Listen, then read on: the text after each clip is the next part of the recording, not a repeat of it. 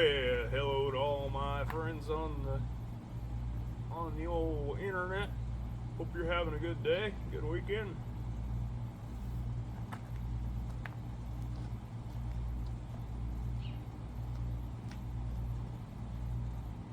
Hopefully I don't bore you too much to death with this video, but might come out a little discombobulated.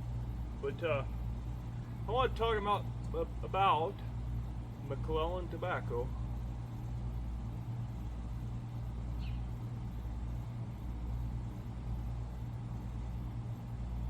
And whether it's worth spending the extra money to chase it down, or these are my opinions. Anytime I share my ideas on a blend or any blend, completely my opinions. They're probably garbage, so don't pay no mind to me, but I'm gonna give them anyway, so if anybody watches them, you'll get them. Anyways,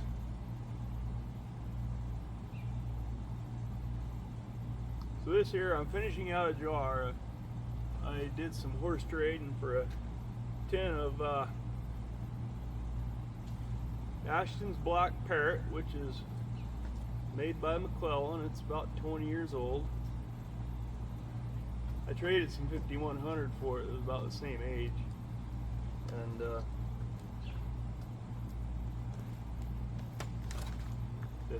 5100 was really good too. But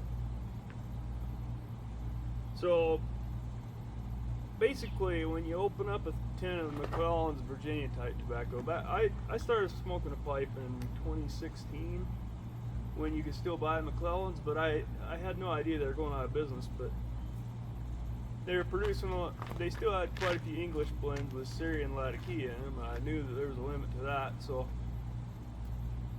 I bought a bunch of them. And then I got sick. Got fairly sick at one point, and then I just had no desire to smoke a pipe after that.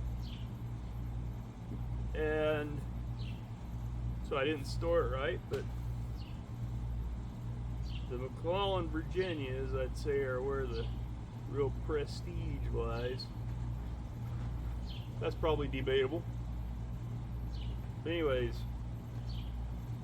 definitely the smell when you open up the jar is unbelievably powerful with that ketchupy note. Not ketchupy, be more like stuff in the can that you put in to thicken up your tomato, whatever. Tomato paste. To me, I would call it more tomato paste. Pretty strong smell, and it's a uniqueness that you won't get by smoking anything else.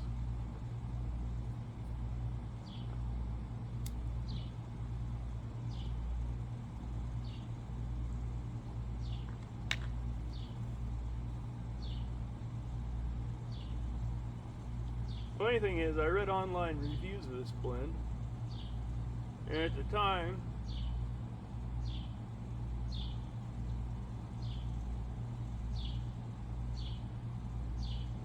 they weren't the most glowing, but the taste was, it's a vapor.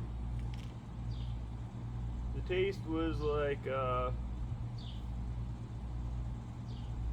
it wasn't more, it was a fairly strong one, it seemed like, by the reviews I read. Like, it wasn't like a real mild vapor. But after aging for 20 years, I opened up the tin and started smoking on it, and I really wasn't getting much besides just a real sweetness. So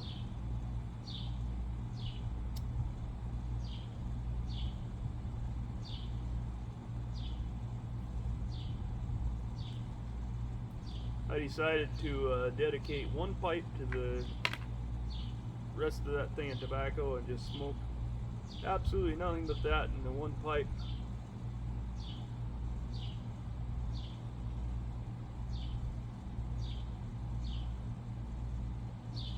the same time, I think it might have started to open up.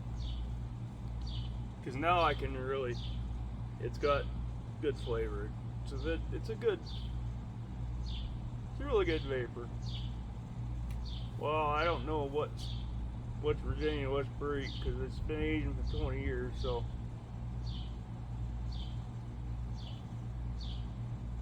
Probably kind of have to be smarter than me to be able to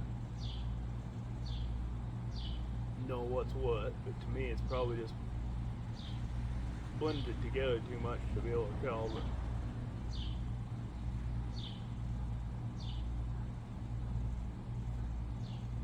you get out into the bowl a little ways,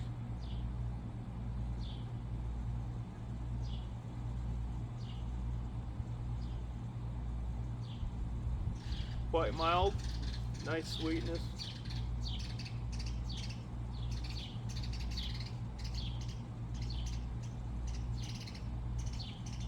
You lose a little bit of what I would call the tomato paste taste.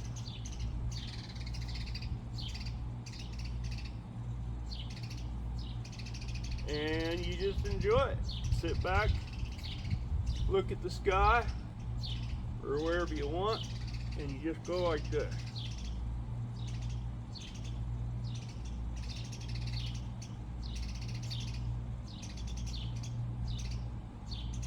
And you just sit there and meditate.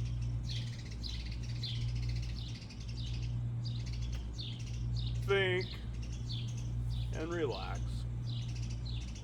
So, my opinion on McClelland's tobacco.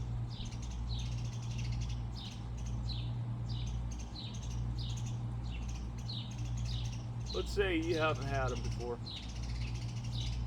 My opinion is, if you're Mr. Curious George like I am, then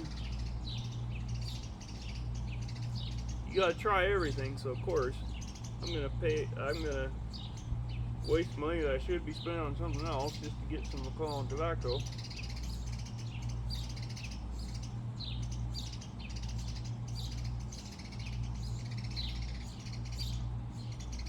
Now, I do have my favorite blends, but I'm not going to say what they are because I don't want to have too much competition for them if I ever see them for sale. But not like very many people will watch my videos anyway. But would they be considered the icon they are today if they wouldn't have went out of business?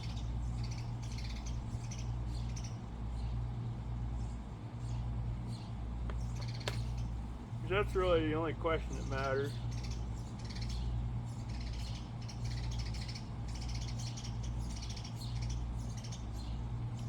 I really can't say. I think I would probably miss Cornell and Deal GLP's combination, or Mac Baron just as much or more.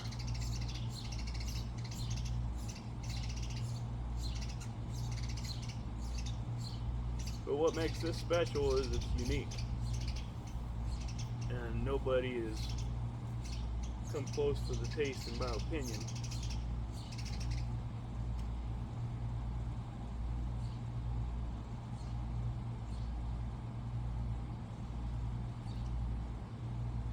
Anyways,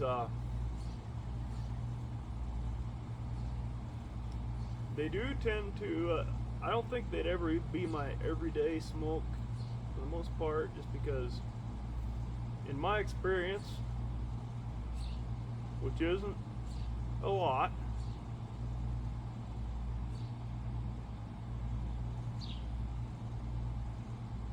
they do take more, they are a little bit more high maintenance.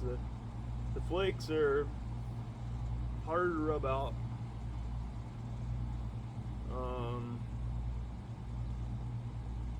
Tends to be more moisture in the bowl, based on my experience.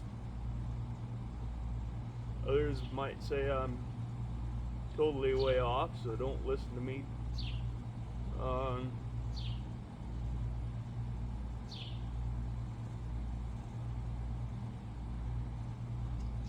But other than that, it's a special treat. And I think if they hadn't gone out of business, I would definitely spend plenty of money from McClelland, but it would be a special treat type of situation no matter what. Now nowadays when I get a can of it, on the odd occasion that I do,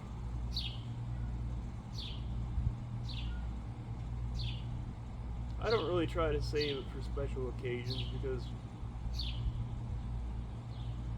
the way I see it, might as well enjoy it. When it's gone, it's gone.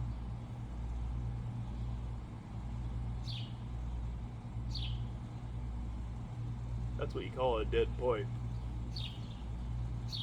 Anyways,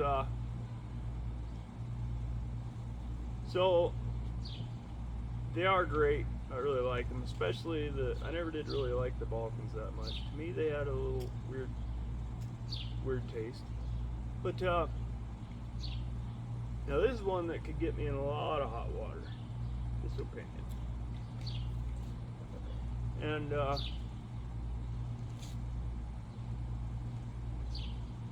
it could get me in hot water. They're trying to sell McClelland tobacco. It could get me in hot water with people that are just tobacco purchasers and smokers. Big old coffee here.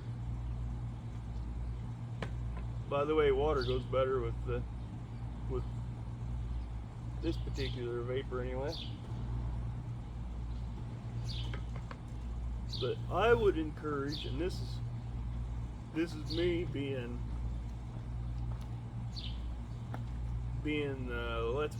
let's upset some people type of mode. And it ain't really for me because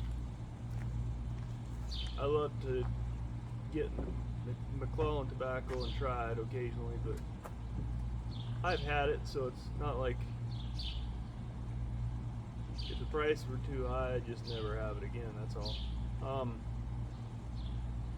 But for the newer pipe smokers that have never had it before, that want to have it, my opinion is, for those of us, well, I don't consider myself among them, but the guys that have lots of money, that have quite a bit of money, and they're willing to spend it for whatever it takes to get it,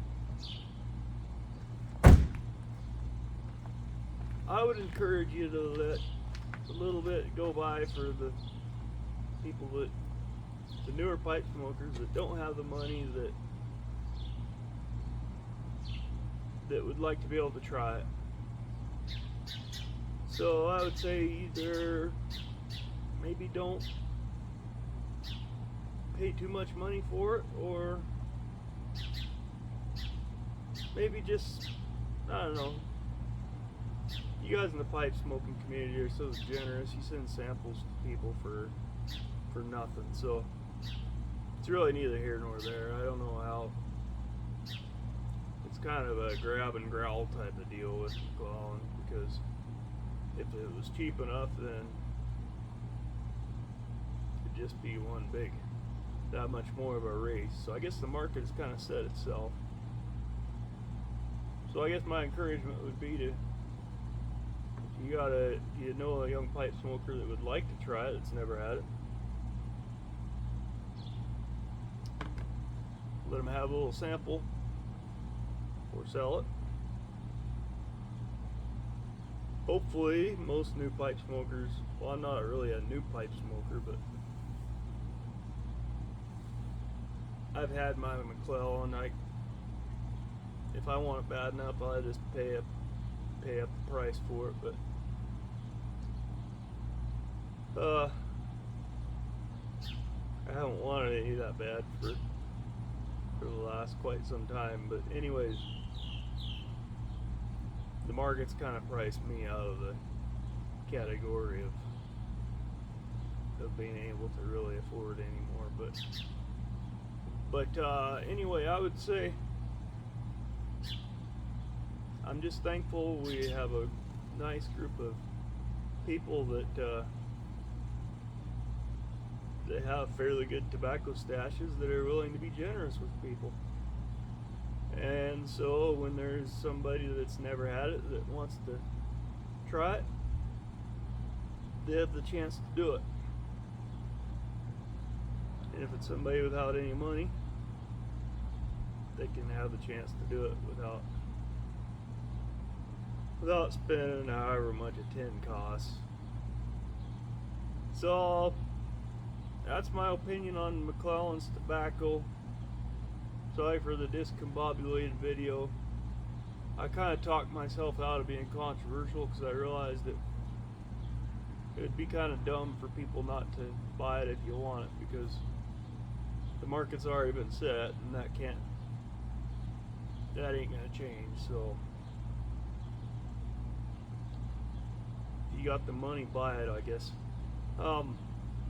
Anyways, thank you. You all have an awesome day, and you all have a good one.